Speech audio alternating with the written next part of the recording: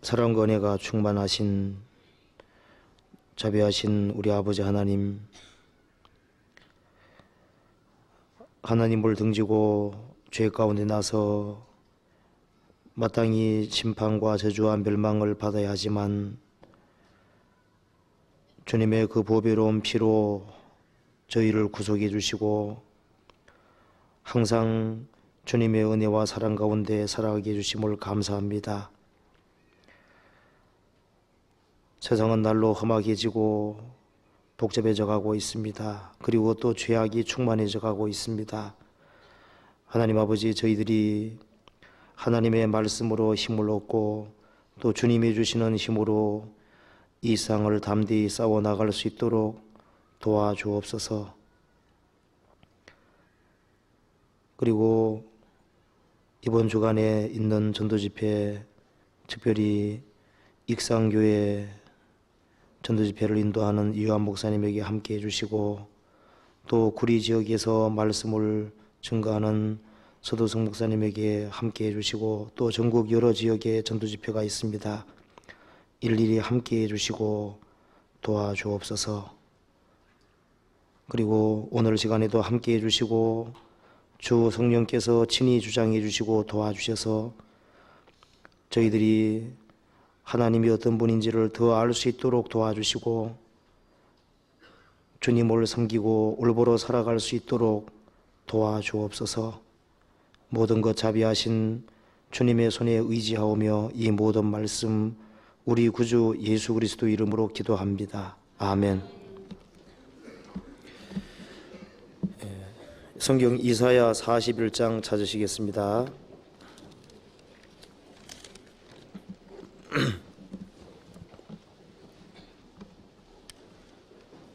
41장 1절부터 제가 읽어보겠습니다.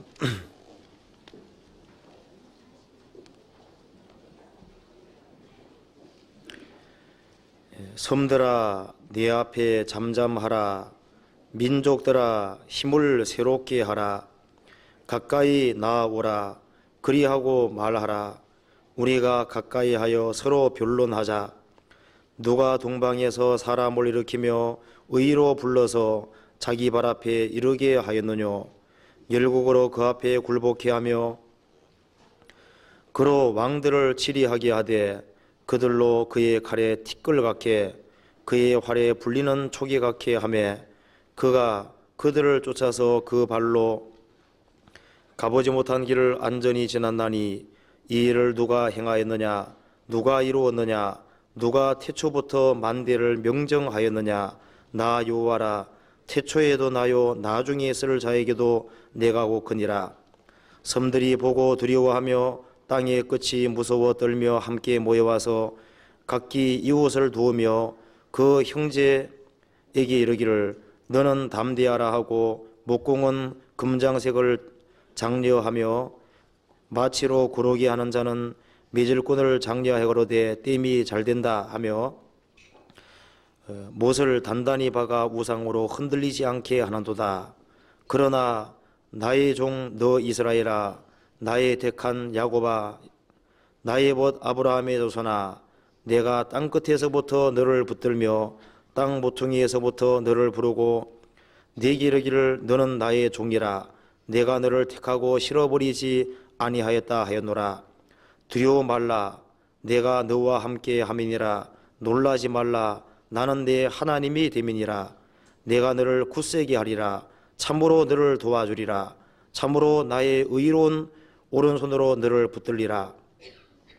보라, 내가 노하던 자들이 수치와 욕을 당할 것이요 너와 다투는 자들이 아무것도 아닌 것 같이 될 것이며 멸망할 것이라. 내가 찾아도 너와 싸우던 자들을 만나지 못할 것이요 너를 치는 자들은 아무것도 아닌 것 같이 허무한 것 같이 되리니 이는 나 여호와 너의 하나님이 내 오른손을 붙들고 내게 이르기를 두려워 말라. 내가 너를 도우리라 할 것임이니라. 지렁이 같은 너 야곱아, 너희 이스라엘 사람들아, 두려워 말라. 나 여호와가 말하노니 내가 너를 도울 것이라. 내 구속자는 이스라엘의 거룩한 자니라. 하나 넘겨보시겠습니다. 21절. 나 여호와가 말하노니 너희 우상들은 소송을 일으키라. 야곱의 왕이 말하노니 너희는 확실한 증거를 보이라. 장차 당할 일을 우리에게 진술하라. 또 이전 일이 어떠한 것도 고하라. 우리가 연구하여 그 결국을 알리라. 혹 장대사를 보이며 후레사를 진술하라. 너희의 신대물 우리가 알리라. 또 복을 이리든지 화를 이리라. 우리가 함께 보고 놀라리라. 과연 너희는 아무것도 아니며 너희 일은 허망하며 너희를 택한 자는 가증하니라. 내가 한 사람을 일으켜 북방에서 오게 하며 네 이름을 부르는 자를 해돋는 곳에서 오게 하였나니 그가 이르러 방백들을 회산물 같이 토기장의 진흙을 밟음같이 밟을 것이니 누가 처음부터 이를 우리에게 고하여 알게 하였느뇨? 누가 이전부터 우리에게 고하여 이가 옳다고 말하게 하였느뇨? 보라, 능히 고하는 자도 없고 보이는 자도 없고 너희 말을 듣는 자도 없도다. 19절. 과연 그들의 모든 행사는 공허하며 허무하며 그들의 부어 만든 우상은 바람이요 허탄한 것뿐이니라. 거기까지.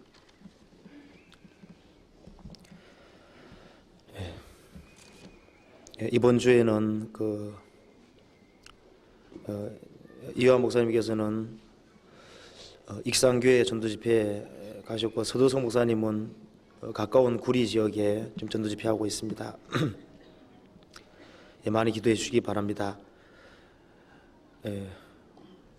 제가 오늘 이사야 41장 말씀, 긴 말씀을 제가 읽었습니다. 오늘은 하나님의 변론이라고 하는 제목으로 제가 말씀을 한번 드려보도록 하겠습니다.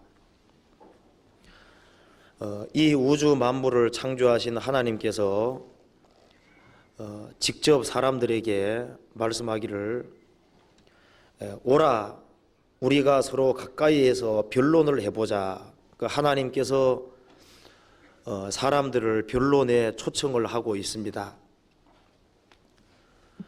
하나님께서 사람에게 변론하자고 말씀하신 이유는 하나님께서 어떤 분이신지를 사람에게 더 확실하게 나타내 주기 위해서 그렇게 말씀을 하셨습니다. 하나님께서 사람과 변론하자고 하는 말씀들이 성경 속에 여러 군데가 나와 있는데 이사야 41장 이 말씀에서는 누가 절대자인지를 한번 변론해보자고 말씀을 하고 있습니다.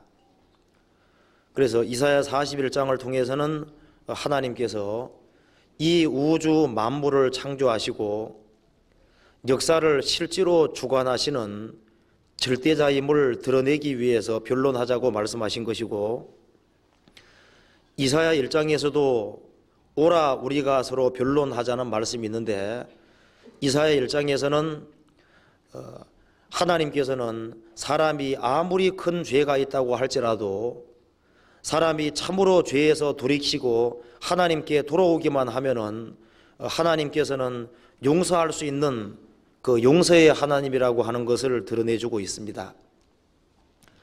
그리고 미가서 6장에서도 하나님께서 변론하자고 말씀하셨는데 그 변론을 통해서는 하나님께서는 절대로 불의를 행하시는 분이 아니라고 하는 사실을 나타내기 위해서 변론하자고 말씀했습니다. 그래서 이 성경의 하나님은 인간에게 절대 원망 들을 일을 하지 않는다는 것을 변론하자는 말씀을 통해서 확실하게 증거하셨고 욥기에서는 욥이 너무나도 큰 어려움을 당했기 때문에 자신이 어려움을 당하는 가운데 여러 번 하나님과 변론하고 싶다고 말씀했습니다. 나는 참으로 의롭게 올바로 살려고 노력을 했는데 자기는 너무나도 큰 어려움을 당했기 때문에 이 문제의 원인을 자신의 머리로서는 풀 수가 없었습니다. 그래서 하나님과 직접 대면해서 하나님께 물어보고 하나님의 답변을 얻기 원했습니다. 그래서 욥기 38장 이하에 하나님께서 직접 나타나셔서 욥하고 변론하는 장면이 나와 있습니다. 그 변론을 통해서 하나님께서는 인간이 특별한 죄를 짓지 않았을지라도 하나님의 다른 중대한 목적과 계획 때문에 사람에게 얼마든지 고난을 허락할 수 있는 분이라는 것을 밝히고 있고, 그리고 하나님께서 그 고난에 대해서 인간에게 확실하게 말씀해 주지 않는다고 할지라도 거기는 아주 중요한 뜻이 있다는 것을 자세하게 말씀을 해주고 있습니다. 그래서 오늘 하나님의 변론이라는 제목으로 이 네 가지를 같이 생각해 보도록 하겠습니다. 이사야 41장에서는 이 성경에 하나님이 바로 이 우주의 유일한 절대자 하나님이라는 사실을 확실하게 증거해 주기 위해서 변론하자고 사람을 초대했습니다. 41장 1절 보시겠습니다. 섬들아 내 앞에 잠잠하라. 민족들아 힘을 새롭게 하라. 가까이 나오라. 그리하고 말하라. 우리가 가까이 하여 서로 변론하자. 누가 동방에서 사람을 일으키며 의로 불러서 자기라 발 앞에 이르게 하였느뇨. 열국으로 그 앞에 굴복케 하며 그로 왕들을 치리하게 하되 그들로 그의 칼에 티끌 같게 그의 활에 불리는 초계 같게 하며 그가 그들을 쫓아서 그 발로 가보지 못한 길을 안전히 지났나니. 4절 같이 읽어보겠습니다. 이 일을 누가 행하였느냐? 누가 이루었느냐? 누가 태초부터 만대를 명정하였느냐? 나 여호와라. 태초에도 나요 나중에 있을 자에게도 내가 하고 거니라. 섬들아 이방 세력을 가리키는 겁니다. 자, 섬들아 내 앞에 잠잠하라. 민족들아 힘을 새롭게 하라. 그리고 내게 가까이 나와서 서로 변론해보자. 자, 이 말씀을 하시는 배경은 이스라엘 사람들이 하나님께 불순종해서 바벨론에 포로 잡혀갈 것을 하나님께서 미리 아시고 이스라엘 민족은 바벨론에 포로 잡혀가서 너무나도 딱한 그리고 비참한 처지에 처할 것도 미리 아셨습니다. 그 비참한 처지에서 하나님께서 이스라엘 백성들을 건져 주실 것인데, 하나님께서는 이스라엘 백성들이 바벨론에 포로 잡혀가기 전에도 포로 잡혀갈 것을 미리 예언을 했고, 포로 잡혀가서 아주 비참한 처지에 처할 것도 하나님께서 미리 말씀을 하셨고, 그리고 비참한 처지에 처할 것이지만 하나님께서 고레스 왕을 일으켜서, 페르시아 초대 왕입니다.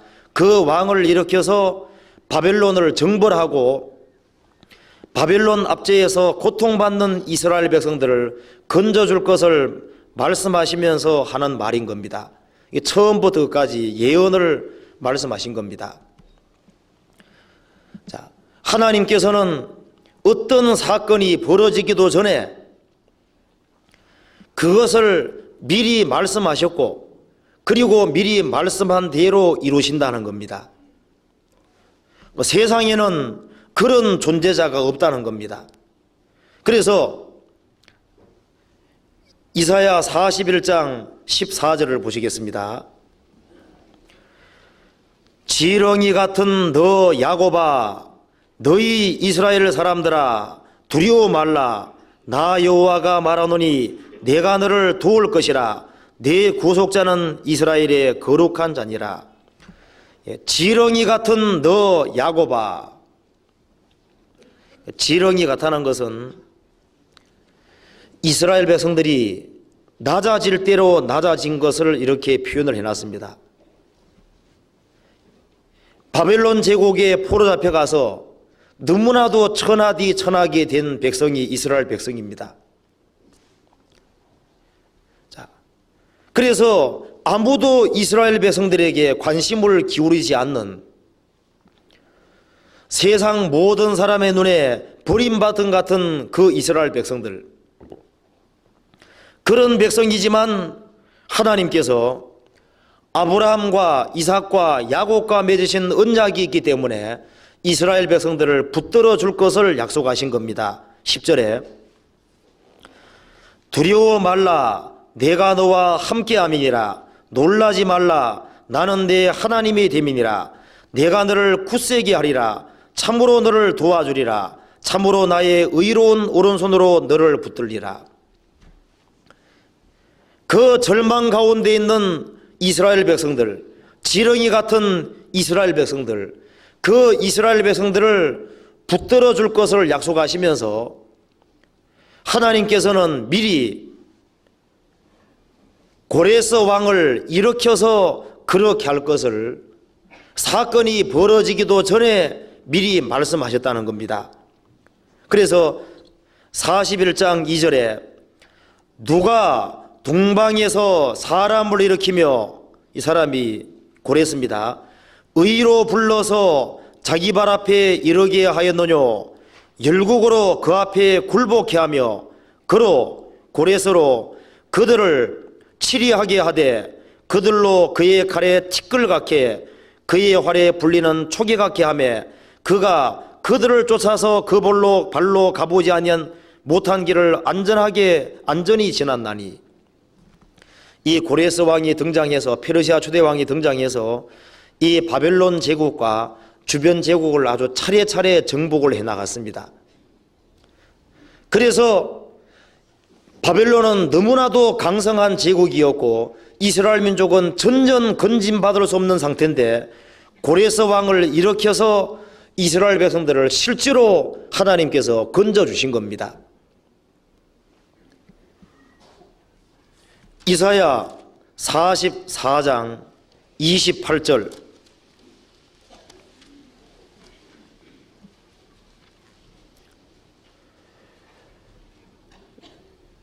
고레스에 대하여는 이르기를 그는 나의 목자라 나의 모든 기쁨을 성취하리라 하며 예루살렘에 대하여는 이르기를 중건되리라 하며 성전에 대하여는 이르기를 내 기초가 세움이 되리라 하는 자니라. 나 여호와는 나의 기름받은 고레스의 오른손을 잡고 열국으로 그 앞에 항복하게 하며 열왕의 허리를 풀며 성문을 그 앞에서 열어서 닫히지 못하게 하리라.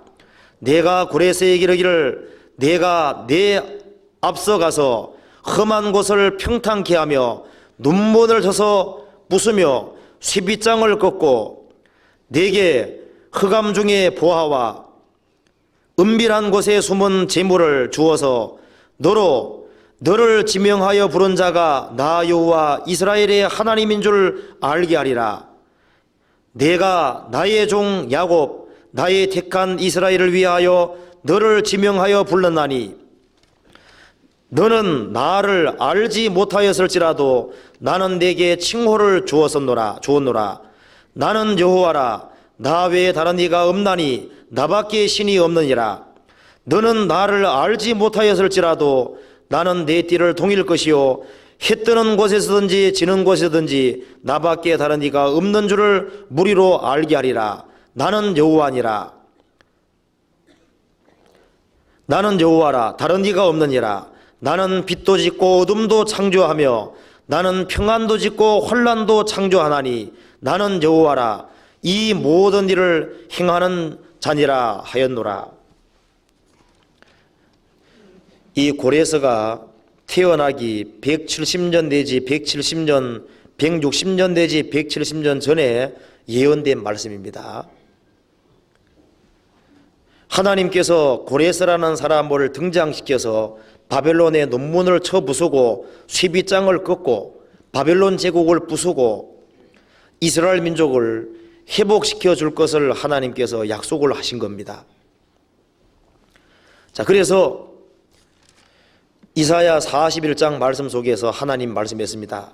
자, 섬들아 내 앞에 잠잠하라. 그리고 가까이 하여 우리가 한번 서로 변론해보자. 우리가 역사를 통해서 확실하게 알 수 있는 것은 이스라엘 백성들이 에집트 바로 왕이 압제해서 고통을 할 때 에집트 바로 왕은 너무나도 강하고 이스라엘 민족은 도무지 나올 수 없는 상황이었습니다. 그런데 하나님께서 모세를 보내서 이집트에 10가지 재앙을 내리고 도무지 건짐받을 수 없는 상황에서 하나님께서 건져주심으로 여호와만이 참 하나님이라는 것을 입증을 해 주신 겁니다. 그리고 이스라엘 백성들이 불순종했을 때 바벨론 제국에 집어넣고 이스라엘 민족은 지렁이 같은 너무나도 연약한 그런 상태에 처해 있게 하신 겁니다. 바벨론 제국은 너무 강하고 이스라엘 민족은 너무 힘이 없습니다. 도무지 건짐받을 수 없는 그 상황에서 하나님께서는 사건이 벌어지기도 전에 미리 어떻게 할 것을 계획을 하시고 고레스 왕을 일으킬 것을 미리 예언하시고 그 말씀대로 그대로 역사하셔서 이스라엘 민족을 도무지 건짐받을 수 없는 그 바벨론 제국 압제에서 건져주심으로 자, 너희들 생각해 보라는 겁니다. 이렇게 할 수 있는 분이 바로 이 성경에 하나님 외에는 없다는 것을 확실하게 증거하고 있는 겁니다. 자, 그런데 이거보다 더 큰 일이 이사야 41장은 이거로 끝이 아니라 41장, 42장, 43장, 44장 계속 연결되면서 쭉 계속 말씀하시는 겁니다. 하나님께서 변론하시고자 하신 이 말씀은 이 바벨론 제국의 압제를 받고 있는 이스라엘 민족을 고레스 통해서 건져주는 이것도 하나의 그림자에 불과하고 더 중요한 사실은 죄와 허물로 죽은 영혼, 하물며 벌레인 사람 구덕인 인생이랴. 벌레와 구더기도 만도 못한 그 비참한 인생, 이 사탄의 압제 아래에서 고통받는 그 세상 사람들, 죄와 허물로 죽고 영원한 멸망으로 달려가는 사탄은 너무나도 강하고 인간은 너무 약합니다.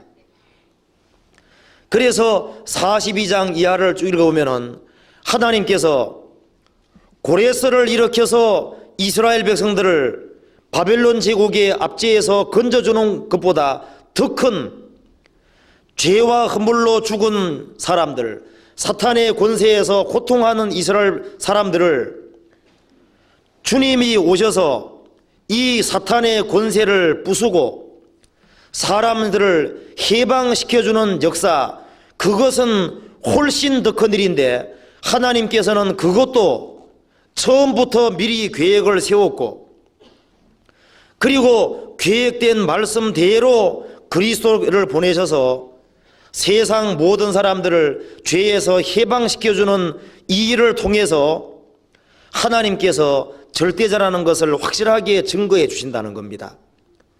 그래서 이스라엘 민족을 에집트에서 건져준 것이나 혹은 바벨론 압제에서 이스라엘 민족을 건져준 것보다 더 큰 그리스도를 보내서 죄와 허물로 죽은 사탄의 권세에 잡혀있는 사람들을 건져주는 그 역사를 통해서 성경의 하나님만이 절대자라는 것을 너희들은 인정할 수밖에 없을 것이라는 겁니다. 그런데 이 세상에 어떤 우상도 이렇게 할 수가 없잖아요. 그래서 이사야 41장 그 5절부터 7절까지 그 말씀 속에 보면은 하나님께서 고레스 왕을 일으켜서 이방 민족을 정복할 때 바벨론 제국의 사람들, 그 많은 열국의 사람들이 우상들을 더 튼튼하게 만들고 말하기를 땜이 잘 된다, 못을 아주 단단히 박아서 우상으로 흔들리지 않게 하는도다. 그런데 그 우상이 하나님의 역사를 막을 수 없는 것처럼 우상이라는 것은 아무것도 아니라는 겁니다. 그렇게 하나님께서 말씀하시면서 그러니까 절대자가 누구냐? 바로 나라는 겁니다. 그래서 우리가 전도집회 때 많이 듣는 말씀이죠. 너희들 우상들도 신이라면은 신이라고 하는 소송 이렇게 오고 확실한 증거를 보여봐라. 장차 당할 일, 이전 일이 어떠한 것도 고하고 복도 내려보고 화도 내려봐라. 그러면은 우리가 너희들을 신이라고 인정할 텐데 너희들은 아무것도 할 수 없지 않느냐. 그러니까 우상은 아무것도 아니고 성경의 하나님만이 절대자라는 겁니다. 이스라엘 민족은 지렁이 같은 그런 비참한 상태에 처했는데 하나님께서 고레스 왕을 보내서 이스라엘 민족을 건져주실 때 이스라엘 백성들의 입가에는 웃음이 가득 찼다고 되어 있습니다. 그것처럼 우리가 사탄의 압제 아래서 고통받고 있을 때 예수님이 오셔서 사탄의 권세를 파하고 우리를 해방시켜 주셨을 때 우리도 똑같이 마음속에 그 기쁨이 생기게 됐잖아요. 여기 시편 127편을 보시겠습니다. 시편 126편 1절부터 3절까지를 같이 읽어보시겠습니다.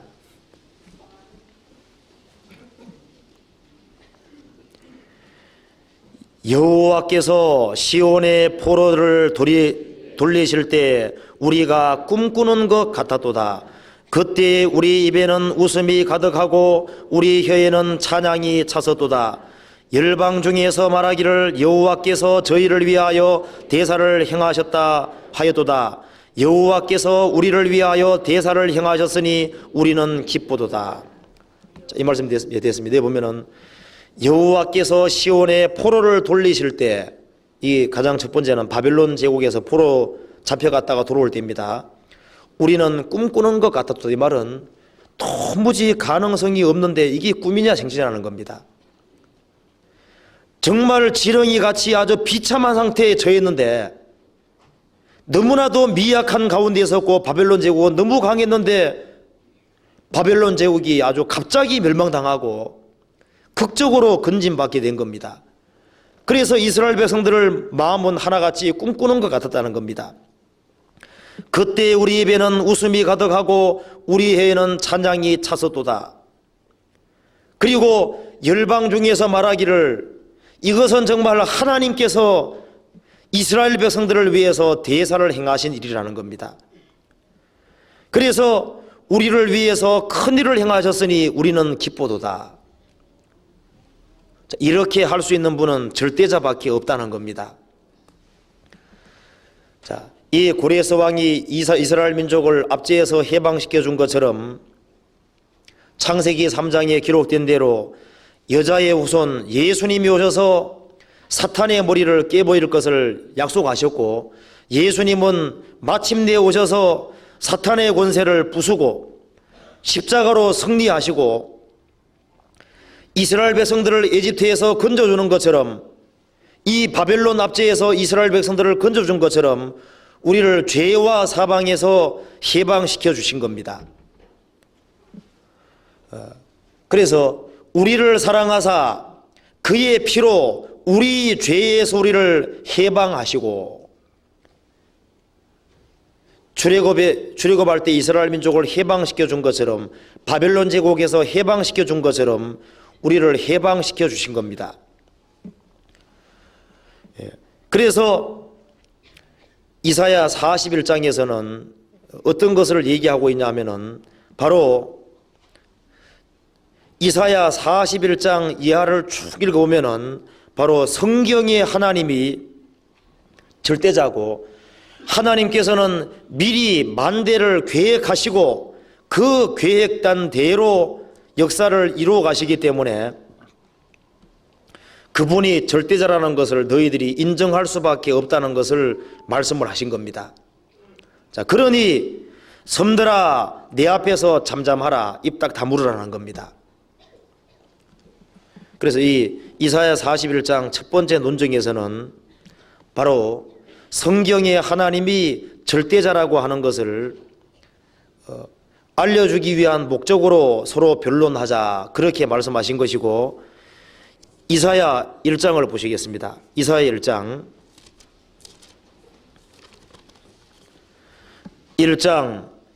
18절부터 20절까지 같이 읽어봅시다. 여호와께서 말씀하시되 오라 우리가 서로 변론하자 너희 죄가 주홍 같을지라도 눈과 같이 희어질 것이요 진홍같이 붉을지라도 양털같이 되리라. 너희가 즐겨 순종하면 땅이 아름다운 수산을 먹을 것이요 너희가 거역하여 배반하면 칼에 삼키리라. 여호와의 입의 말씀이니라. 이 말씀에서는 여호와께서 말씀하시되 오라 우리가 서로 변론하자. 자, 오라 이 말은 초청입니다. 자, 인생들아 오라 우리가 서로 변론해보자. 한번 따져보고 얘기해보자는 겁니다.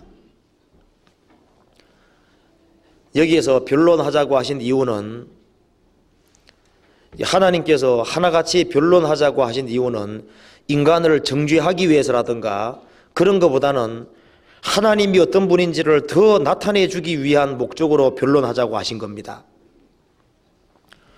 오라 우리가 서로 변론하자. 얘기 한번 해보자.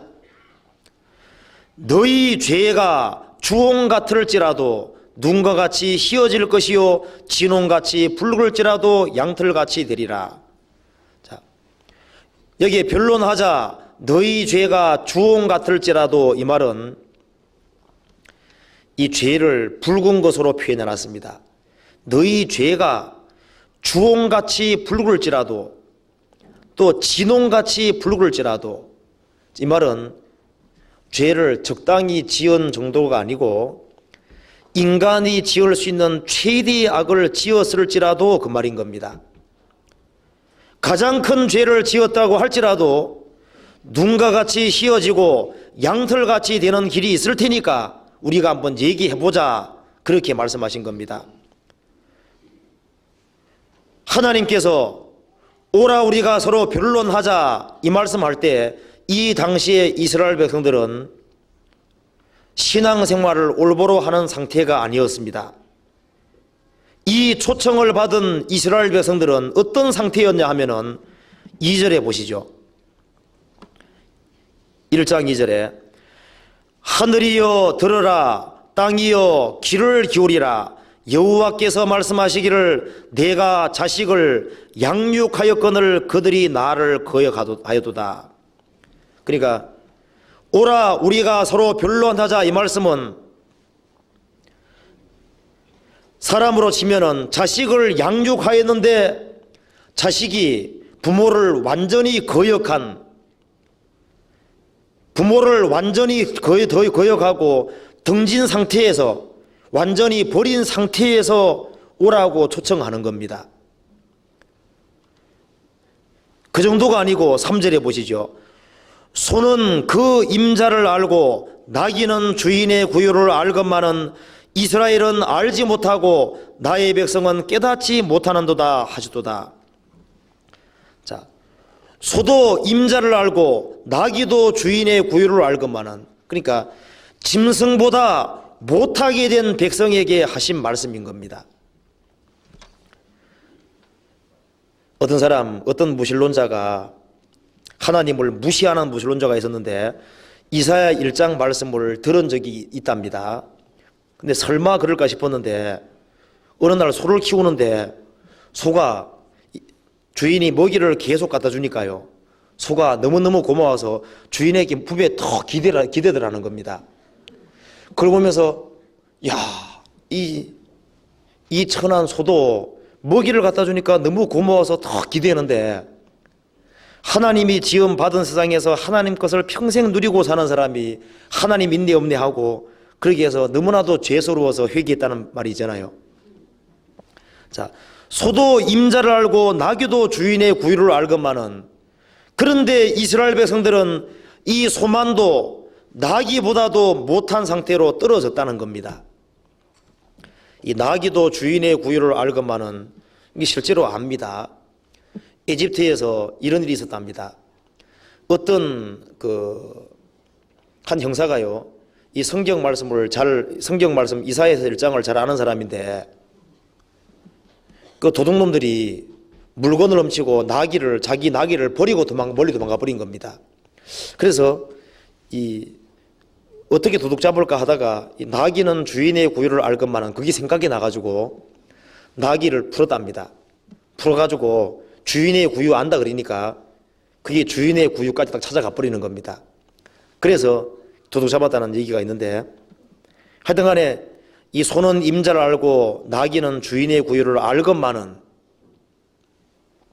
아는데 이스라엘 백성들은 짐승보다 못하게 된 겁니다. 그러니까 완전히 배응망덕한 상태인 사람에게 오라고 초청을 하신 겁니다.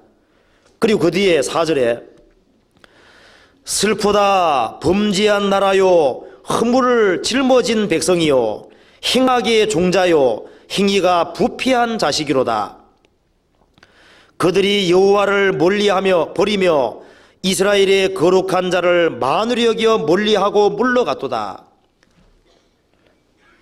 자, 범죄를 한 나라고 허물을 짊어진 백성이요 완전히 행악의 종자고 행위가 부패한 자식이로다. 행위가 완전히 부패한 허물을 짊어진 행악의 종자, 그 사람에게 오라고 초청을 하신 겁니다. 그리고 5절에 너희가 어찌하여 매를 더 맞으려고 더욱더욱 패여가느냐. 온 머리는 병들었고 온 마음은 피곤하였으며. 그러니까 이 말을 보면 너희가 어찌하여 매를 더 맞으려고, 그러니까 이 말에서 말할 때는 매를 아주 무수히 많이 두들기 맞은 상태인 겁니다. 매를 많이 맞은 상태인 사람에게 얘기를 하고 있는 겁니다.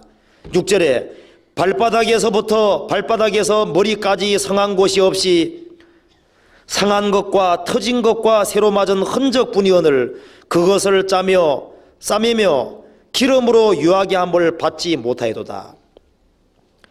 머리부터 발바닥까지 상한 것이 없는 아주 새카만 죄인에게 하신 말씀인 겁니다. 10절에 같이 읽어봅시다. 너희 소돔의 가문들아 여호와의 말씀을 들을지어다. 너희 고모라 백성아 우리 하나님의 법에 귀를 기울일지어다.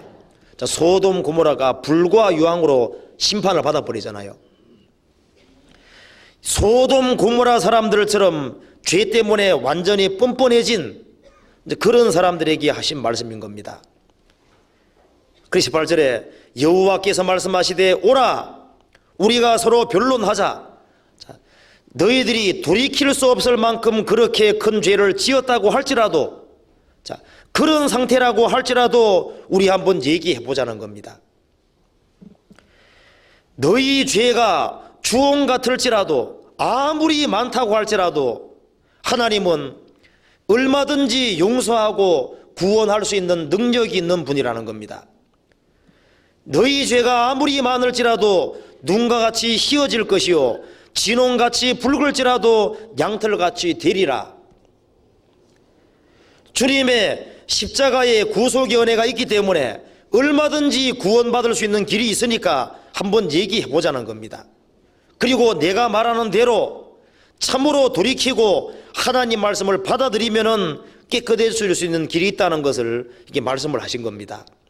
예수님께서도 이렇게 말씀했죠. 수고하고 무거운 짐진 자들아 다 내게로 오라 내가 너희를 쉬게 하리라. 수고하고, 이 세상에는 수고하지 않는 사람이 없습니다. 무거운 짐진 자들아, 자, 죄짐을 조금 진 자들은 말할 것도 없고 무거운 죄짐을 진 자들아, 여기서도 말하기를 허물을 짊어진 백성이요 그러지요. 무거운 짐진 자들아 다 내게로 오라. 예수님께로 오면은 주님이 쉬게 한다는 건 뭐예요? 이 죄를 짊어주시고 깨끗하게 하실 것을 말씀을 하신 겁니다. 성령께서도 오라고 초청하셨잖아요. 그래서 원하는 자는 값없이 생명수를 받으라 그렇게 말씀했습니다. 그래서 이사야 6의 1장에서는 변론하자고 하신 이유는 죄가 아무리 많은 사람이라고 할지라도 용서받을 수 있는 길이 있다는 겁니다. 그러니까 인간이 멸망하는 것은 자기 죄가 많아서 멸망하는 것이 아니라 하나님께서 말씀하시는 말씀을 잘 듣지 않기 때문에, 돌이키지 않기 때문에 그렇게 해서 멸망하는 겁니다. 이사야 43장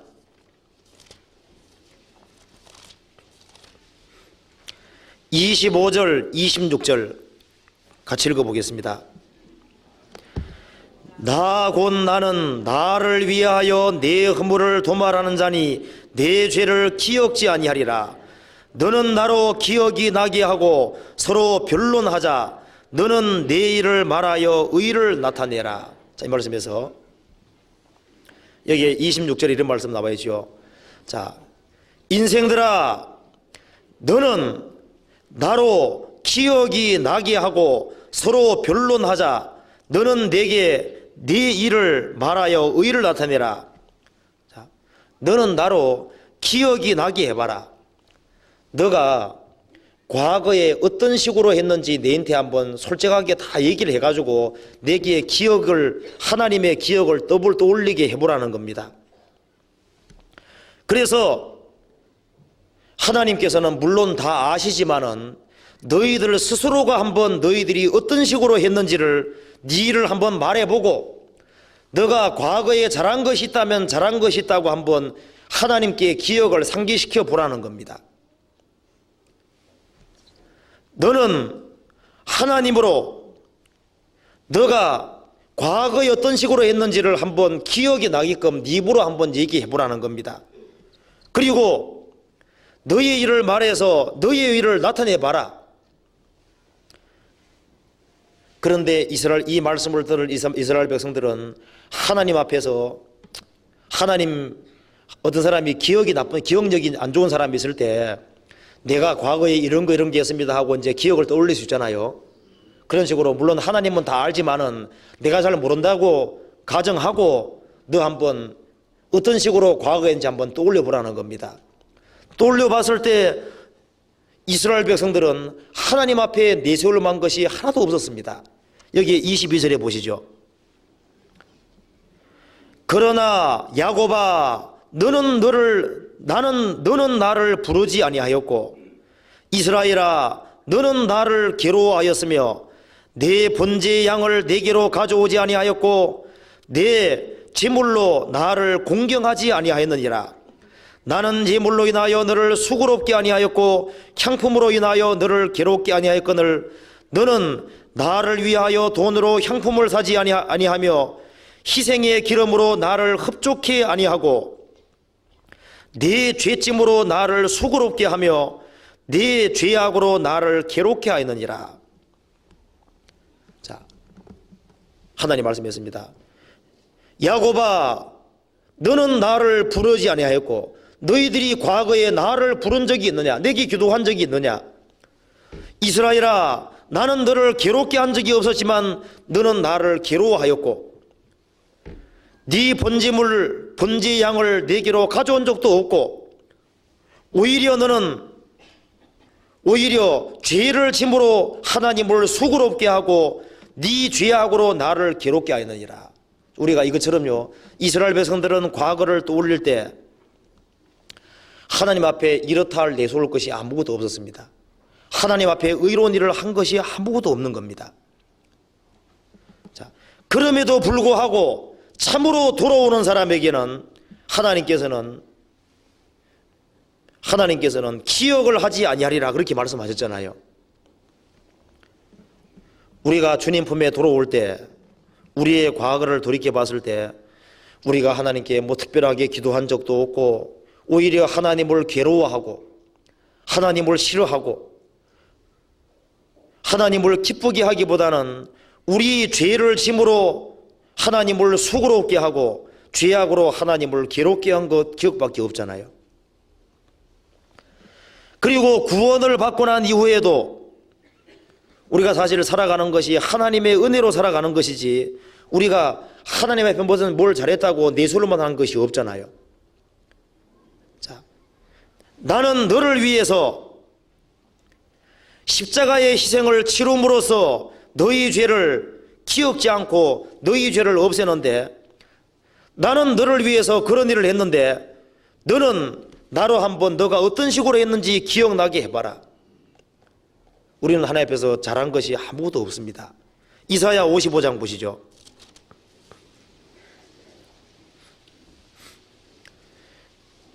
(55장 1절에) 너희 목마른 자들아 물로 나오라. 돈 없는 자도 오라. 너희는 와서 사 먹되 돈 없이 값 없이 와서 포도주와 젖을 사라. 너희가 어찌하여 양식이 아닌 것을 위하여 은을 달아주며 배부르게 못한 것을 위하여 수고하느냐. 나를 청종하라. 그리하면 너희가 좋은 것을 먹을 것이며 너희 마음이 기름진 것으로 즐거움을 얻으리라. 너희는 귀를 기울이고 내게 나와 들으라. 그리하면 너희 영혼이 살리라. 내가 너희에게 영원한 능작을 세우리니 곧 다윗에게 허락한 확실한 은혜니라. 6절부터 7절 같이 읽어보겠습니다. 너희는 여호와를 만날 만한 때에 찾으라. 가까이 계실 때 그를 부르라. 악인은 그 길을 불의한 자는 그 생각을 버리고 여호와께로 돌아오라. 그리하면 그가 긍휼히 계시리라. 우리 하나님께로 나오라. 그가 널리 용서하시리라. 여기 이사야 1장하고 여기 이사야 55장 말씀 속에 하나님께서는 어떤 사람이든 간에 오기를 원하시는 겁니다. 그런데 혹시라도 주님께 나오는 데 있어서 방해되는 점이 있을까봐 하나님께서 말씀했습니다. 어떤 사람 말하기를 저는 아무런 공도가 없습니다. 저는 아무런 돈도 없습니다. 하나님 앞에 잘한 것이 없습니다. 그래서 못 가겠습니다. 그렇게 말하는 사람이 있을까봐 이렇게 말씀하시는 겁니다. 너희 목마른 자들아 물로 나오라. 돈 없는 자도 오라. 너희는 와서 사 먹되 돈 없이 값 없이 와서 포도주와 젖을 사라. 자, 너희들이 잘한 것이 아무것도 없어도 괜찮다는 겁니다. 그래서 돈 없이 값 없이 공짜로, 이건 다윗에게 허락한 확실한 은혜, 이것은 은혜이기 때문에 듣기만 하면은 영원히 살 수 있는 길이 있으니까 너무나도 공도가 없고 잘한 것이 아무것도 없지 할지라도 오라는 겁니다. 또 그 사람 변명하기를 하나님 저는 너무 타락할 대로 타락했습니다. 그래서 못 가겠습니다. 그런 말 할까봐 7절에 말씀했지요. 악인은 그 길을 불의한 자는 그 생각을 버리고 여호와께로 돌아오라. 악인이라고 할지라도 불의한 일을 했다고 할지라도 악인은 뭐예요? 보통 사람을 악인이라고 하지 않습니다. 악인이라고 하는 것은 아주 고의적으로 하나님을 배척하고 반역하는 사람인 겁니다. 너무나도 큰 죄를 지은 사람이라고 할지라도 돌이키고 돌아오기만 하면 용서해 주겠다는 겁니다. 그런데 혹시라도 와서 말씀을 듣는데 귀를 열심히 기울이고 안 들으면 구원 못 받을 수도 있기 때문에 3절에 말하기를 너희는 귀를 기울이고 간절한 마음으로 내게 나와 들으라. 그러면은 너희 영혼이 살리라.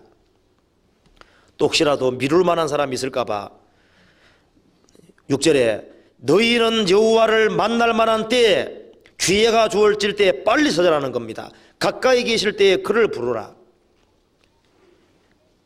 그래서 이렇게 여러 가지로 말씀하신 이유는, 자, 돈이 없는 사람도 아무 공도가 없는 사람이라 할지라도, 너무나도 타락한 사람이라고 할지라도, 그리고 미루는 사람이 있을까봐 아주 간곡하게 하나님께서 말씀하십니다.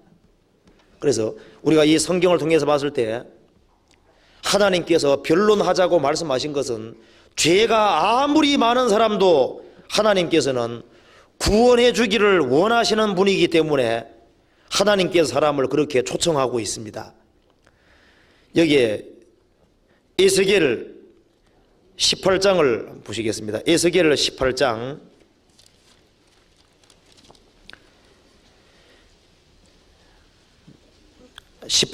32절을 같이 읽어보겠습니다. 같이 읽어볼까요?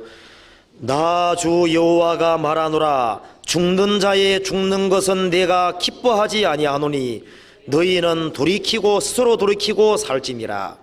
여기 보면 나 주 여호와가 말하노라. 죽는 자의 죽는 것은 내가 기뻐하지 아니하노니, 마땅히 멸망을 받아야 마땅히 죽을 사람, 그 사람도 죽는 것은 내가 기뻐하지 않는다는 겁니다. 너희는 스스로 돌이키고 살지니라. 그래서 이사야 41장 첫 번째 변론에서는 하나님께서 우상은 아무것도 아니고 바로 성경에 하나님이 절대자라는 것을 알려주기 원하셨기 때문에 변론하자고 말씀하신 것이고, 이사야 1장에서는 하나님이 용서의 하나님이라는 것을 알려주기 위한 목적으로 서로 변론해보자고 얘기를 하신 겁니다. 그리고 미가서 6장, 여기서는 하나님은 참으로 의로운 분이라고 하는 걸 사람에게 알려주기 원하셨습니다. 미가서 6장 1295페이지.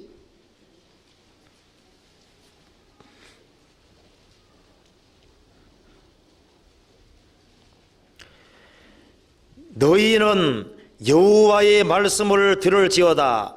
내게 이르시기를 너는 일어나서 산 앞에서 징변하며 작은 산으로 내 목소리를 듣게 하라 하셨나니, 너희 산들과 땅의 견고한 지대들아, 너희는 여호와의 징변을 들으라. 여호와께서 자기 백성과 변론하시며 이스라엘과 변론하실 것이라. 이르시기를 내 백성아, 내가 무엇을 내게 행하였으며 무엇에 너를 괴롭게 하였느냐. 너는 내게 증거하라.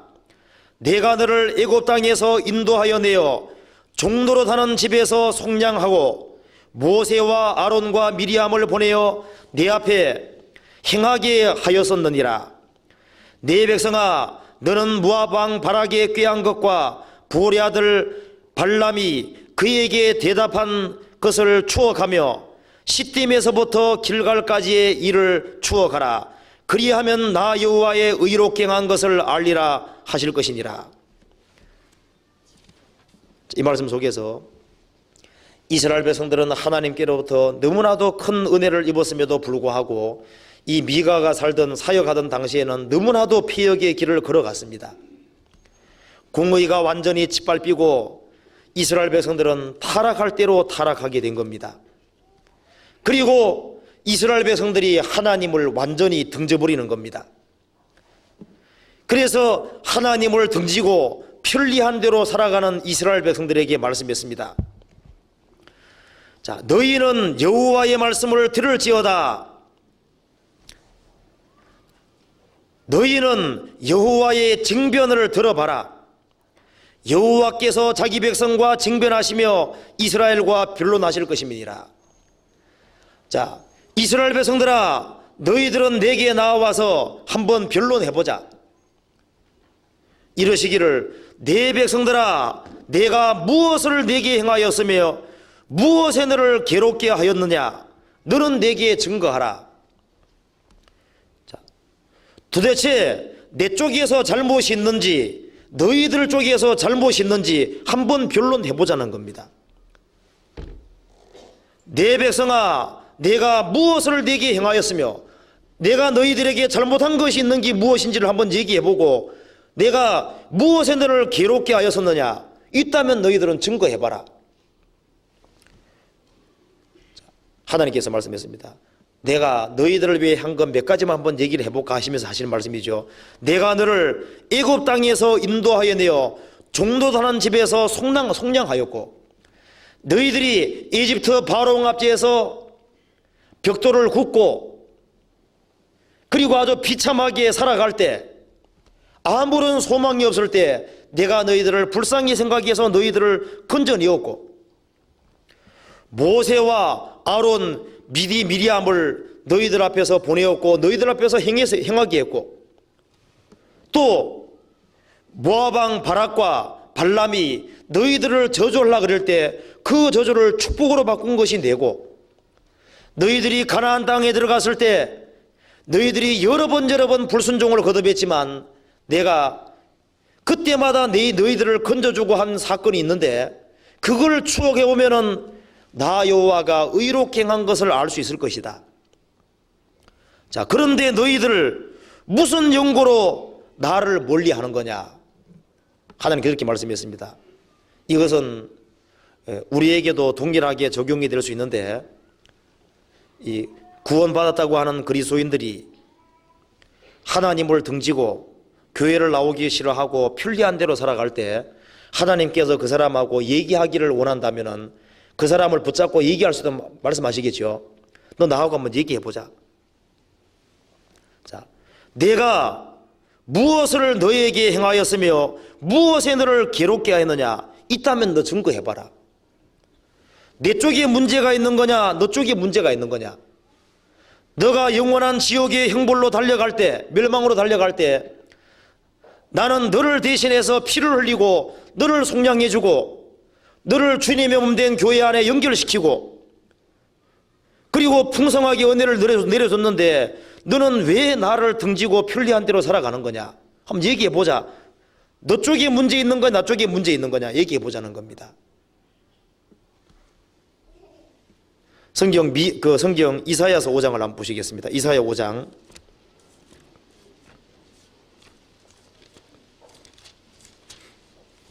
1절.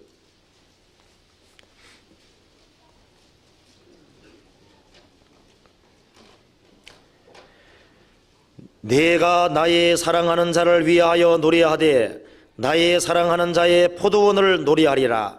나의 사랑하는 자에게 포도원이 있으며 심히 기름진 사내로다. 땅을 파서 돌을 제하고 극상품 포도나무를 심었었도다. 그 중에 망대를 세웠고 그 안에 술틀을 파서도다. 좋은 포도 몇 개를 팔았더니 들포도가 맺혔도다. 예루살렘 거민과 유다 사람들아, 구하노니 이제 나와 내 포도원 사이에 판단하라. 내가 내 포도원을 위하여 행한 것 외에 무엇을 더할 것이 있었으랴. 내가 좋은 포도 몇 개를 기다렸거늘 들포도를 맺힘은 어찌 민고. 자, 이게 말한 대로 포도원을 건설하고, 포도원이 이스라엘이라고 그랬습니다. 포도원을 건설하고 아주 극히 기름진 땅에 포도원을 건설하고 땅을 파고 돌을 지하고 종자도 제일 좋은 극상품 포도나무를 심고 그 중에 혹시 포도원을 허는 사람이 있을까봐 망대까지 세우고 아주 튼튼하게 아주 안전하게 최대로 공을 들였다는 겁니다. 그런데 맺힌 것은 엉뚱한 들포도가 맺혔다는 겁니다. 자, 그래서 내가 내 포도원을 위하여 행한 것 외에 무엇을 더할 것이 있으시랴. 하나님을 농부로 지면은 포도원에다가 최선을 다해서 걸음을 주고 가꾸고 온갖 위험에서 다 막아주고 최선을 다했다는 겁니다. 그런데 엉뚱한 것이 맺힌 겁니다. 그것처럼 하나님께서 이스라엘 백성들을 에집트에서 뽑아내서 가나안 땅에 심고 가장 적과 꿀이르는 그 좋은 땅에 심고 모든 이방인 압제에서 막아주고 온갖 좋은 것을 부어줬는데 이스라엘 백성들은 엉뚱하게 돼버린 겁니다. 자, 그래서 내가 너희들을 위해서 행한 것 외에 달리 무엇을 할 것이 있었으리라. 하나님은 최선 다했다는 겁니다. 그런데 너희들이 엉뚱하게 된 건 이건 도대체 누구 쪽 문제냐? 인간편에서 문제가 있다는 걸 말씀하고 있는 겁니다. 인간편에. 예레미야 2장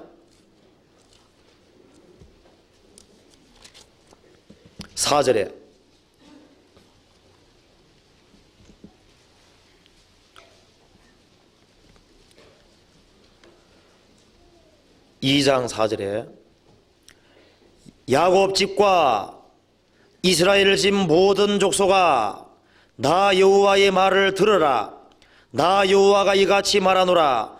너희 열조가 내게서 무슨 불의함을 보았간데 나를 멀리하고 허탄한 것을 따라 헛되이 행하였느냐. 그들이 우리를 애굽 땅에서 인도하여 내시고 광야 곧 사막과 구덩이 땅, 건조하고 사망임지망 땅, 사람이 다니지 아니하고 거주하지 아니하는 땅을 통과케 하시던 여호와께서 어디 계시냐 말하지 아니하이도다. 이게 말씀이죠. 야곱 집과 이스라엘 집 모든 족속아, 여호와의 말을 들어봐라. 너희 열조가 내게서 무슨 불의함을 보았간데 나를 멀리하고 우상을 따라서 어찌 행하였느냐.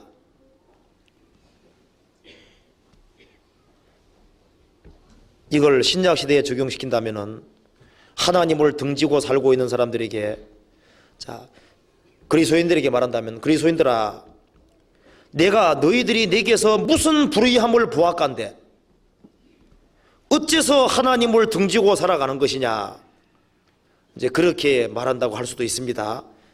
9절에 그러므로 내가 여전히 너희와 다투고 너희 후손과도 다투리라. 여호와의 말이니라. 너희는 기띔섬에 건너가 보며 게달에도 사람을 보내어 이 같은 일의 유모를 자세히 살펴보라. 어느 나라가 그 신을 신 아닌 것과 바꾼 일이 있느냐. 그러나 나의 백성은 그 영광을 무익한 것과 바꾸었도다. 너 하늘아, 이 일을 인하여 놀랄지어다. 심히 떨지어다. 두려워할지어다. 여호와의 말이니라. 우상을 숭배하고 지독히 죄 가운데 있는 그 이방인들도 자기 우상을 잘 버리지 않잖아요. 그런데 이스라엘 백성들은 이 우주 만물을 창조하신 하나님, 자신들을 이집트에서 건져주신 그 하나님을 버렸다는 겁니다. 그래서 이 미가서에서 말씀하시는 건 뭐냐면은, 하나님께서 변론하시고 하신 이유는 너희들 내 편에서 잘못한 일이 있느냐. 하나님은 참으로 의로운 일이고 의로운 분이고 의로운 일만 하시는 분이라는 겁니다. 그러니 내가 의로운 분이라고 하는 것을 깨닫고 참으로 죄에서 돌이키고 빨리 오라고 말씀을 하시는 겁니다. 이 하나님의 백성에게뿐 아니라 하나님은 전전 하나님을 알지 못하는 사람에게도 말씀하실 겁니다. 세상 사람들아, 내가 무엇을 내게 행하였으며 무엇에 너를 괴롭게 하였느냐. 너는 내게 증거하라. 아마 죽음을 건너가면 하나님이 따질 겁니다. 자, 너희들 내가 만든 세상에 태어났는데 너 내가 잘못했는지 너가 잘못했는지, 너가 지옥 가게 되는 원인이 내 때문인지 너 때문인지 한번 따져보자. 하나님 따질 겁니다.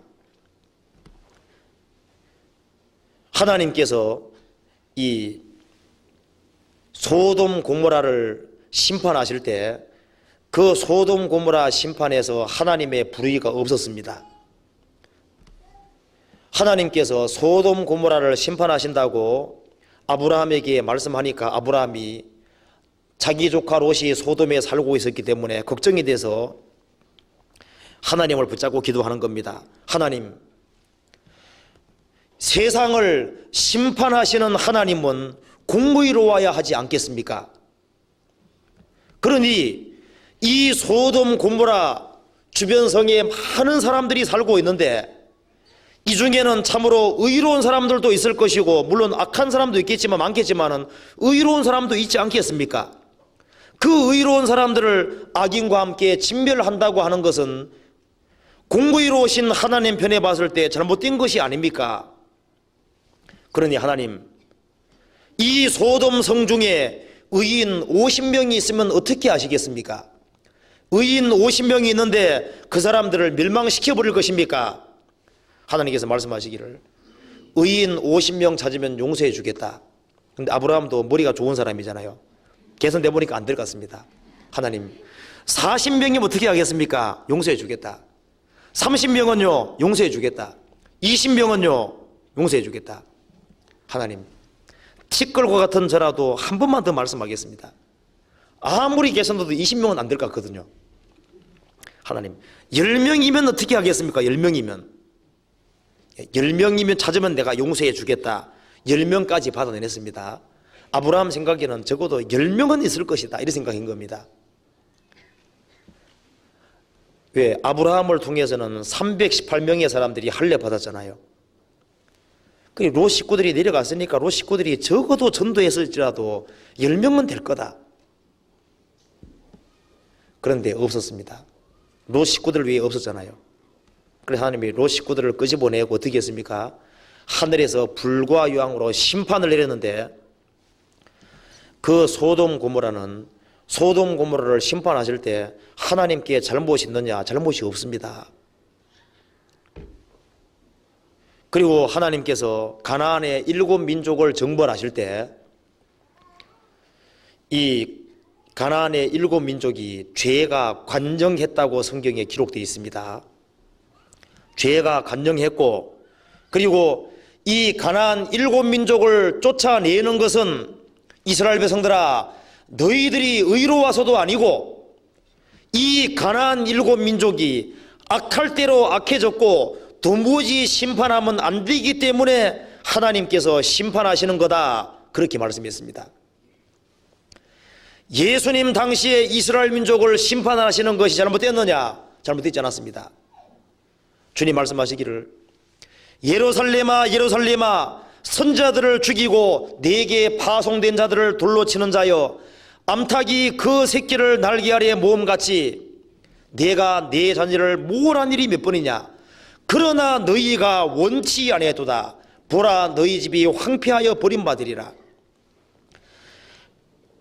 제가 지금 6층에 지금 제가 병아리를 한번 까는 걸 보려고요. 지금 닭을 4마리를 키우고 있는데 지금 닭이 이제 알을 10몇 개 품고 있습니다. 근데 청소를 하는데요, 평상시 같으면은 그냥 닭이 뛰쳐나오는데 거기 막 시끄러운 소리가 나고 청소 같은 거 해도요, 그 알 품고 그 위에 그대로 있습니다. 그거 참 신기하더라고요. 그 닭이 겁이 많을 텐데 다른 닭은 막 후다닥 다 튀어나와 버리는데 알 품는 닭만은 그 자리에 그대로 있습니다. 아무리 시끄럽고 막 해도 그 자리에 그대로 가만히 있습니다. 암탉은 새끼를 날개에 모으잖아요. 하나님은 이스라엘 백성들을 최선을 다해서 이스라엘 백성들을 모으려고 노력했는데 이스라엘 백성들은 끝까지 원치 않았습니다. 이스라엘 민족이 형벌을 받을 때 그게 하나님 잘못이 아닙니다. 그래서 하나님께서 이렇게 말씀했죠. 욥기 34장을 보시죠. 욥기 34장 10절.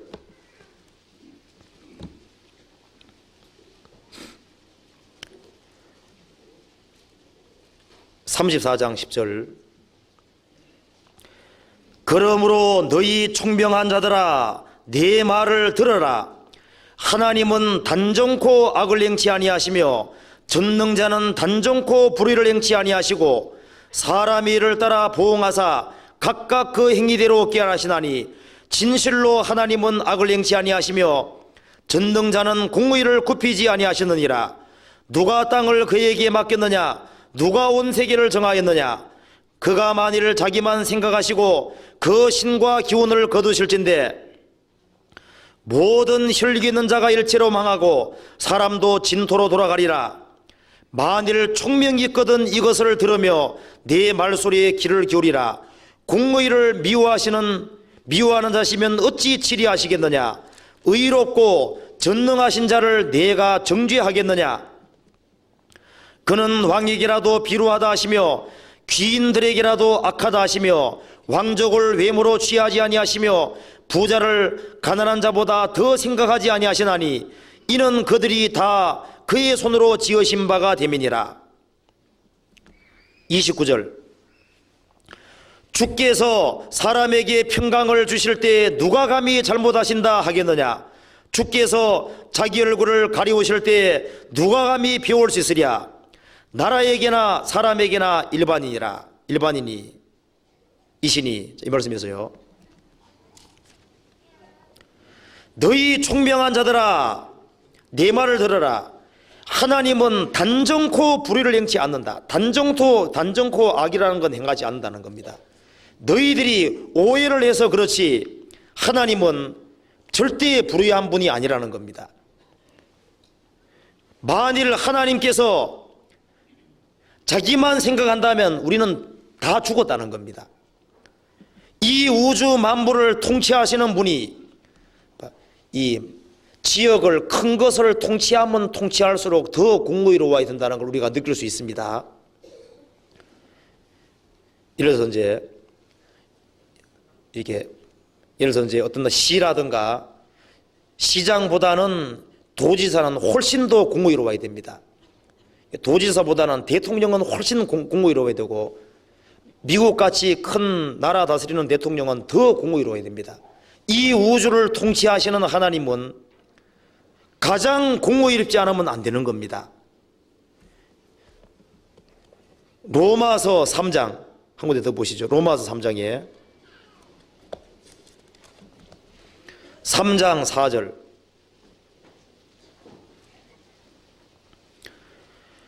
그럴 수 없느니라. 사람은 다 거짓되되 오직 하나님은 참되시다 할지어다. 기록된 바 주께서 주의 말씀에 의롭다함을 얻으시고 판단받으실 때 이기려 하심이라 함과 같으니라. 그러나 우리 불의가 하나님의 의를 드러나게 하면 무슨 말을 하리요? 내가 사람의 말하는 대로 말하노니 진노를 내리시는 하나님이 불의하시냐? 결코 그렇지 아니하니라. 만일 그러하면 하나님께서 어찌 세상을 심판하시리요? 하나님에게 조금이라도 불의가 있다면 하나님께서 어떻게 심판을 하고 어떻게 진노를 내릴 수 있겠습니까? 그래서 주께서 주의 말씀에 의롭다함을 얻으시고 판단받으실 때 이기시려 함과 같으니라. 아마 변론이 가장 많을 장소가 최후의 심판대 앞입니다. 그렇지 않겠습니까? 하나님께서 그리스도인에게 상급을 줄 때도 하나님 왜 내 상급은 이렇게 적습니까? 그럼 하나님께서 너 언제 나한테 잘 보이려고 신앙생활 올바로 했냐, 사람에게 보이려고 했냐, 그거 따지들 거 아니에요. 하나님하고 변론할 때 아무도 이길 수가 없습니다. 그래서 구원받은 사람에게 어떤 상을 주든 간에 사람들은 하나님은 가장 공의롭다는 것을 알 수가 있을 뿐 아니라 구원을 안 받은 사람도 어떤 식으로 하나님을 판단한다 할지라도 판단받으실 때 이기려 하심이라 함과 같으니라. 판단받으실 때 하나님은 이깁니다. 마태복음 7장에 보면은 마지막 심판 때 많은 사람이 얘기한다고 되어 있습니다. 주여 주여 우리가 주 이름으로 선자 노릇하며 주 이름으로 귀신 내쫓고 주 이름으로 많은 권능을 내지 않았습니까? 저를 모르시다니요. 내가 너희에게 분명히 말해두는데 내가 너희를 도무지 알지 못하니 불법을 행하는 자들아 내게서 떠나가라 하리라. 이기신다는 겁니다. 어떤 사람이든 간에 하나님과 변론할 때 하나님을 못 이깁니다. 이거 말한 대로 판단받으실 때 하나님께서 판단받으실 때 이기려 하심이라 함과 같으니라. 하나님은 이깁니다. 그래서 이 신앙생활하는 가운데 이 그리스도인들은 아주 가능한 핑계 같은 건 되지 않도록 노력을 해야 됩니다. 하나님 나는 어쩌고저쩌고 신앙생활을 못했습니다. 뭐 거리가 멀어서 신앙생활을 못했습니다. 뭐 말이 많이 나올 거 아니에요. 이제 심판대에 서면은요, 저는 교회당까지 오는데 1시간 반이 걸려서요 못 왔습니다. 야 그럼 너는 너희 친척 예식이 있을 때는 5시간도 가던데 그 어떻게 된 거냐? 막 따져들 거 아니에요. 하나님 잣대는 공정합니다. 따져들고 하면요 아무도 핑계댈 수 없습니다. 하나님은 구원과 신앙생활에 필요한 것을 다 주셨고 붙어있는 것만 잘하면 주님께서 공급해 준다고 말씀하셨고 하나님은 말씀을 어기시는 게 없잖아요. 그래서 이 세 번째 논증에서는 하나님께서 뭘 알려주기 원했냐면은 하나님은 의로우신 분이기 때문에 항상 의를 행한다는 것을 확실하게 알으라는 겁니다. 그걸 사람이 알기를 원하신 겁니다.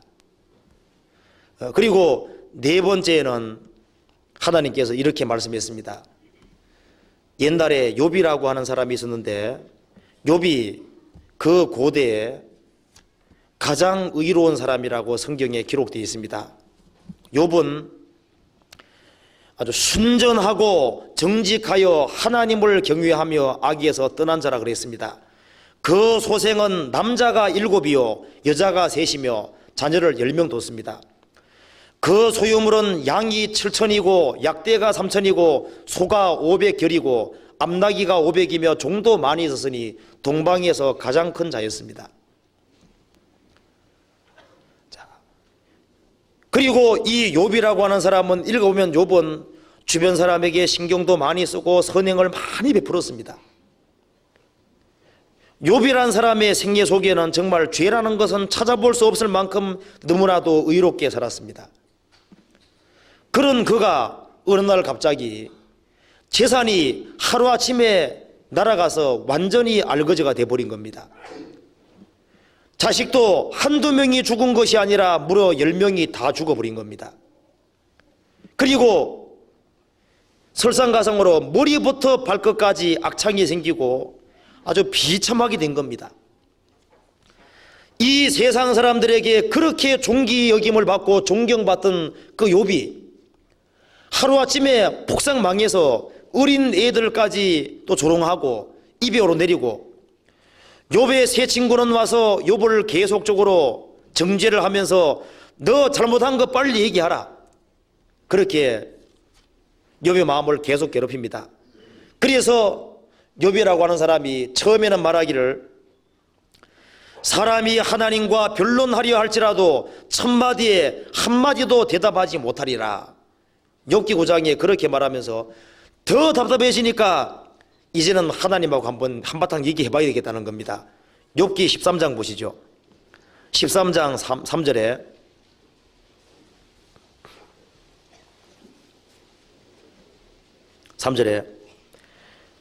욥기 13장 3절 참으로 나는 전능자에게 말씀하려 하며 하나님과 변론하려 하노라. 너희는 거짓말을 지어내는 자요 다 쓸데없는 의원이니라. 욥은 욥의 세 친구하고 얘기해봤자 전혀 얘기가 안 되는 겁니다. 욥의 상황을 전혀 모르는 상황입니다.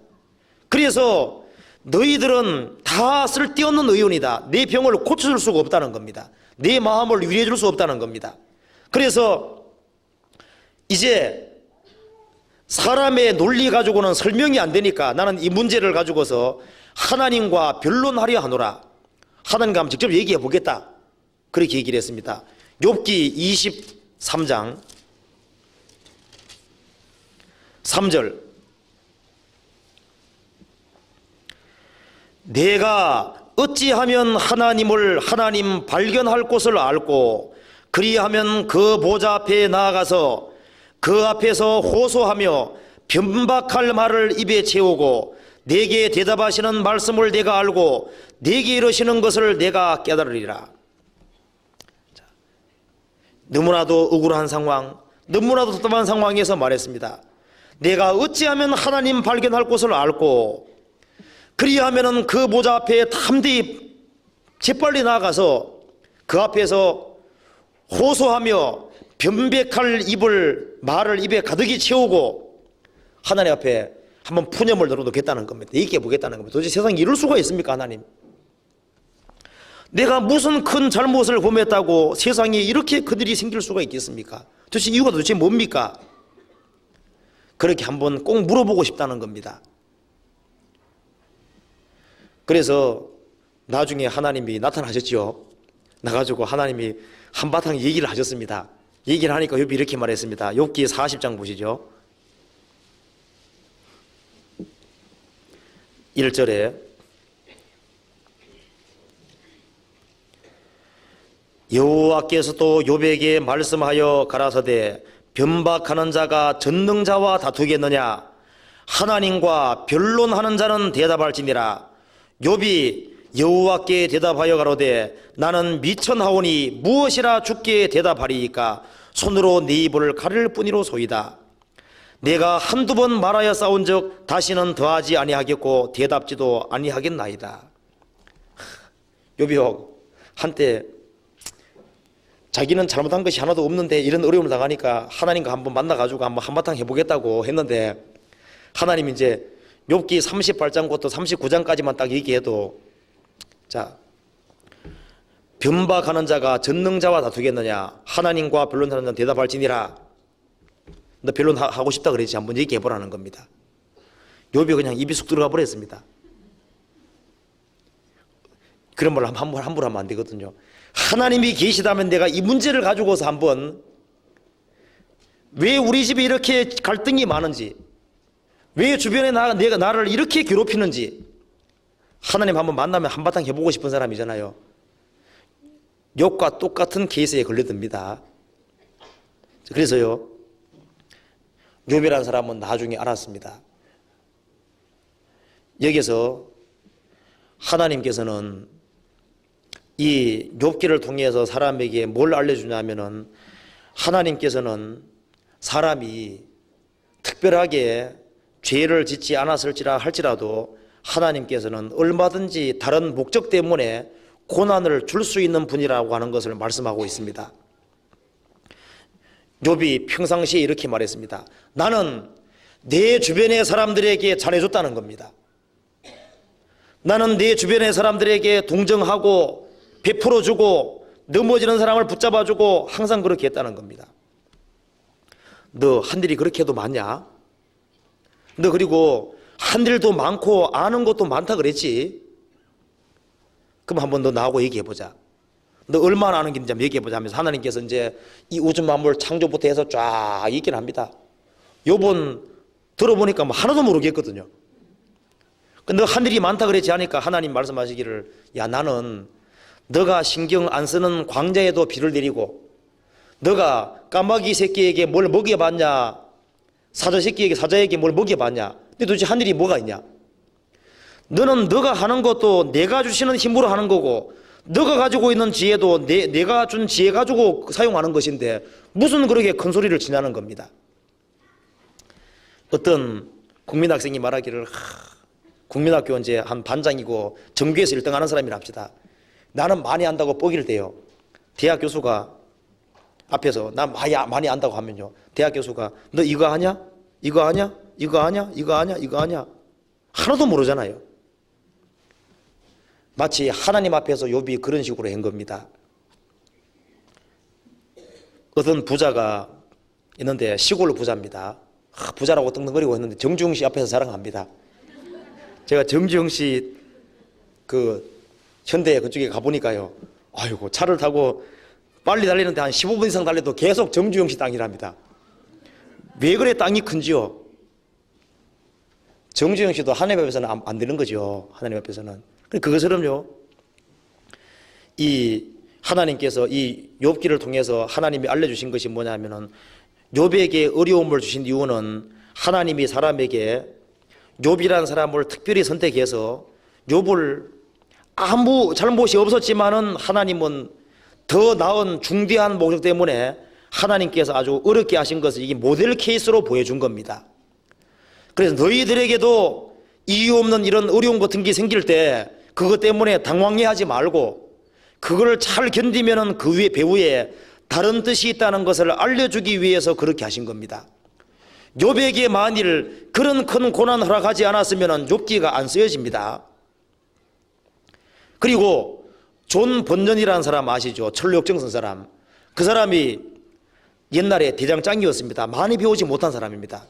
근데 이제 구원을 받고 난 이후에 한때 열심히 복음 전하다가 그 감옥에 잡혀 들어가 버린 겁니다.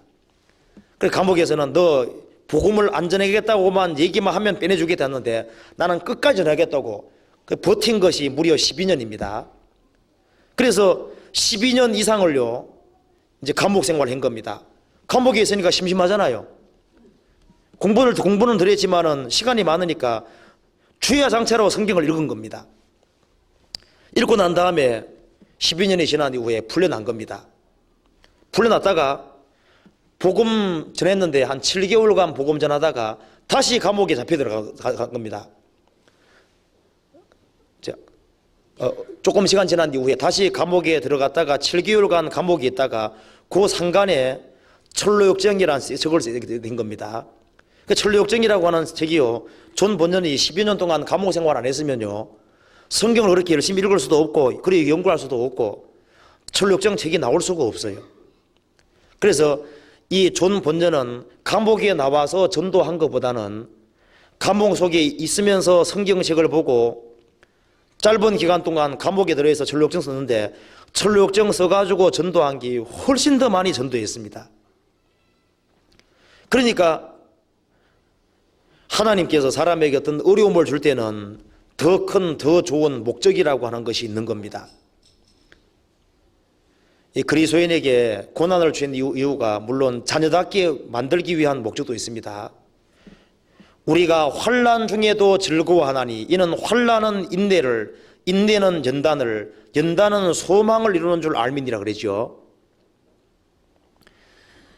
어떤 인내심이 없는 여자 성도가 목사님에게 찾아와서, 어떤 목사님 찾아와서, 목사님 저는 인내심이 없으니까 인내심이 많이 생기게 도와주십시오, 그래 기도해 주십시오 하니까 목사님이 기도하자 합시다 하더만도, 목사님 이 여자 성도에게는 특별히 많은 고난을 허락해 주십시오, 고생을 많이 하도록 도와주십시오. 근데 가만 들어보니까 막 고생하도록 기도하니까, 목사님 잠깐만요, 나는 고생하기 싫으니까 고생하는 거 말고 인내심만 생기게 해주십시오. 하나님 말씀하시기를 고생 안 하면 인내심 안 생긴다 그랬으니까 당신 같은 사람은 고생해야 된다고 고생하도록 기도했다 그럽니다. 왜냐하면 우리가 환난 중에도 즐거워하나니, 즐거워하는 이유는 환난이라고 하는 것은 인내를 만들어낸다는 거예요. 인내를 잘 견디면은 그 인내 속에서 연단받는 인격이 되고 그 소망을 이루는 줄 알미니라. 그래서 이 그리스도인을 하나님의 자녀답게 만들기 위한 목적으로도 징계를, 그 고난 주시는 동시에 중대한 목적이 있기 때문에도 주시는 겁니다. 그래서 우리는 어떤 어려움 같은 걸 당할 때 이 어려움이 왜 주어졌느냐, 그걸 자기 머리로 안 풀린다고 할지라도 거기에 대해서 하나님께 모든 것을 기대하고 기다리면은 때가 되면은 하나님께서 그것을 정확히 알게 해줍니다. 그 섭리 가운데서 딱 깨닫게 해주시는 겁니다. 그래서 이 하나님의 섭리를 깨달으려면 일단 시간이라고 하는 것이 필요합니다. 시간이. 그래서 요셉은 17살에 집을 나왔잖아요. 형들의 미움 받아서 13년 동안 에집트에 고생하면서 자신이 왜 그렇게 어려움을 당해야 되는지 그 이유의 답을 찾을 수가 없었습니다. 그런데 어떤 상황에서도 요셉이라는 사람 입에서 원망과 불평이라는 게 안 나왔잖아요. 그걸 다 견디고 나중에 총리 대신이 될 때 그때 딱 깨달은 겁니다. 아, 이런 목적이 있었구나. 그 목적이 있는 겁니다. 그리고 욥도 재산이 다 날아갔지만은 자녀가 죽었지만 그 자녀들은 하늘나라에 가 있잖아요.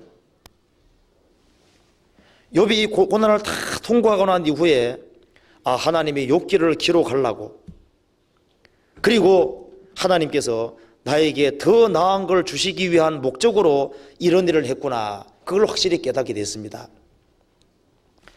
우리도 이 신앙생활하는 가운데 형통한 날에는 기뻐하고 곤고한 날에는 생각하라, 하나님이 이 두 가지를 병행하신다 그러잖아요.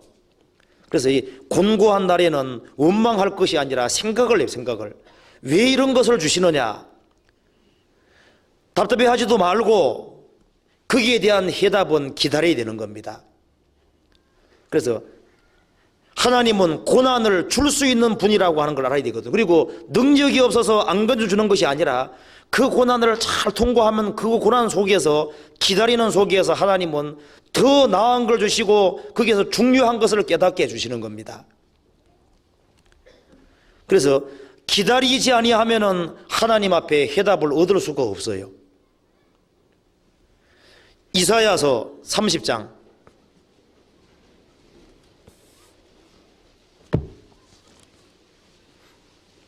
한 두 구절만 더 보시겠습니다. 이게 30장 18절 같이 읽어보겠습니다. 그러나 여호와께서 기다리시나니 이는 너희에게 은혜를 베풀려 하시며 일어나시리니 이는 너희를 긍휼히 여기려 하심이라. 대저 여호와는 공의의 하나님이심이라. 무릇 그를 기다리는 자는 복이 있도다. 하나님은 공의의 하나님이십니다. 하나님은 사람을 절대 실망하게 만드시는 분이 아니잖아요. 그러나 여호와께서는 기다리시나니, 이스라엘 백성들이 죄를 지었기 때문에 하나님께서 두들겨 팬 겁니다. 두들겨 패고 난 다음에 그럼에도 불구하고 여호와께서는 기다리신다.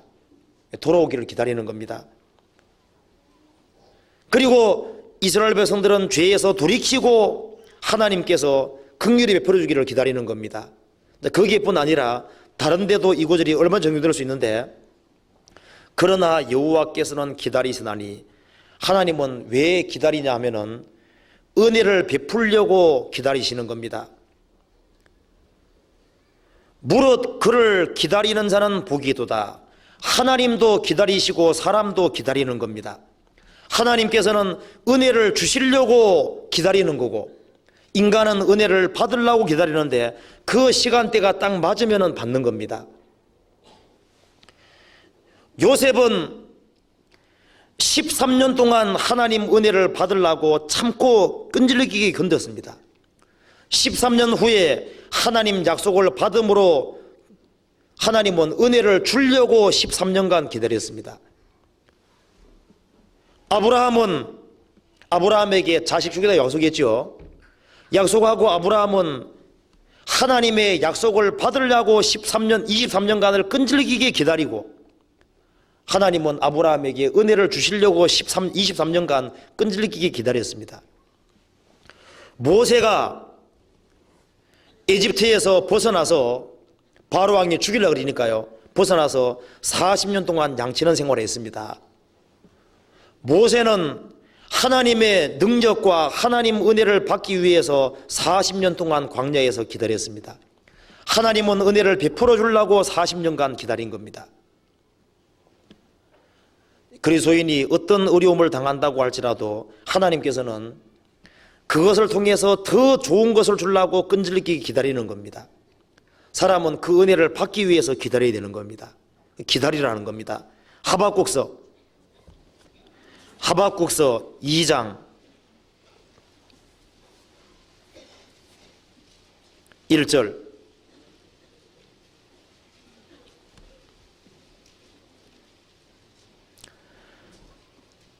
(1303페이지) 내가 내 파수하는 곳에 서며 성도에 서리라.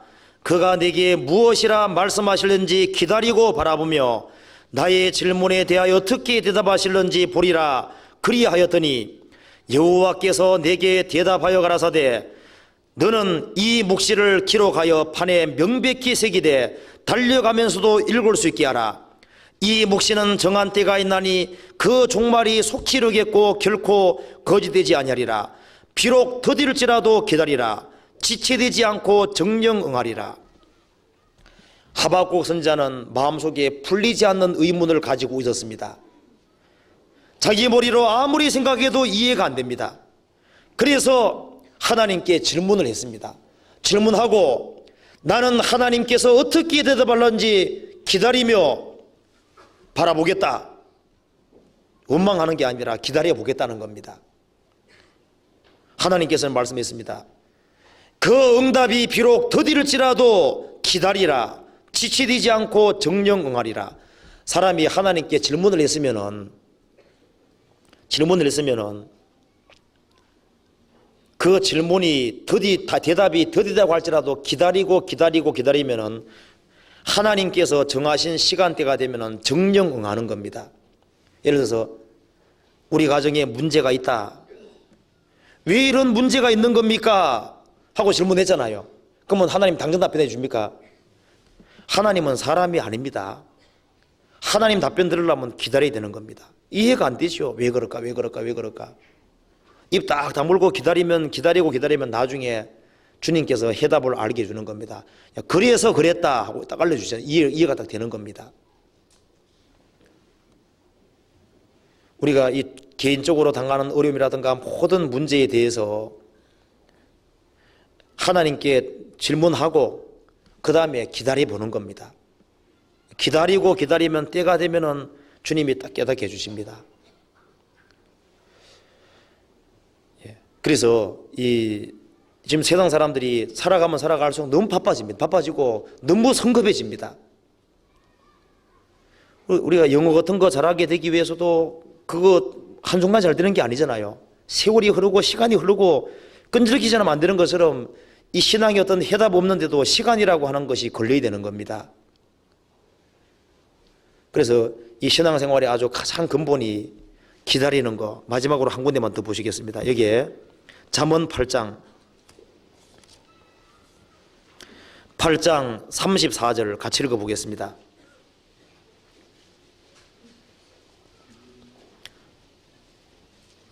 (9장 34절) 같이 읽겠습니다. 누구든지 내게 들으며 날마다 내 문 곁에서 기다리며 문설주 옆에서 기다리는 자는 복이 있나니. 이게 누구든지 내게 들으며, 그다음 날마다입니다. 날마다 주님의 문 곁에서 기다리며 문설주 옆에서 기다리는 자는 복이 있나니. 주님을 가까이 하고 주님 말씀에 귀를 기울이고 주님 입에서 무슨 말씀이 나오는지 그걸 기다리고 그 말씀으로 살려고 하는 사람, 그런 사람은 복이 있다는 겁니다. 문 곁에서 기다리며 문설주 옆에서 기다리는 자는 복이 있다. 그래서 매일매일도 기다리고, 매일도 하나님께서 말씀을 주시기를 기다리고, 매일매일 기다리고, 중대한 문제들은 오랜 시간을 두고 기다려야 되는 겁니다. 그래서 오늘 제가 하나님의 변론이라는 제목으로 말씀을 드렸는데, 이사야 41장을 통해서는 하나님께서 역사의 과거부터 미래까지를 정확히 진술할 수 있고, 하나님께서 정확히 복과 저주를 내리고, 이스라엘 민족이 지렁이 같이 그렇게 비참한 상태에 처해 있을 때 고레스 왕을 보내서 해방시켜 준 것처럼 이제 여호와의 종 되시는 예수님을 보내서 사탄의 권세에서 사람을 건져주시고 죄에서 해방시켜 주는 그것을 통해서 바로 여호와가 역사의 처음과 끝을 주장하시는 분이고, 하나님은 어떤 반대 세력도 물리치고 하나님 역사를 이루는 그 절대자 전능자이심을 알려주기 원했기 때문에 변론하자고 주장하신 것이고, 이사야 1장에서는 이스라엘 백성들이 타락할 대로 타락을 하고 머리부터 발끝까지 성한 것이 없고 진홍같이 붉고 주홍같이 아주 붉어진 그 상태, 최고로 악독하게 된 상태라고 할지라도 와서 변론하자는 겁니다. 왜? 용서해 줄 테니까. 그걸 통해서는 하나님이 절대자인 동시에 하나님은 은혜와 사랑의 하나님이고 용서의 하나님이심을 알려주기 위해서 그렇게 말씀하신 겁니다.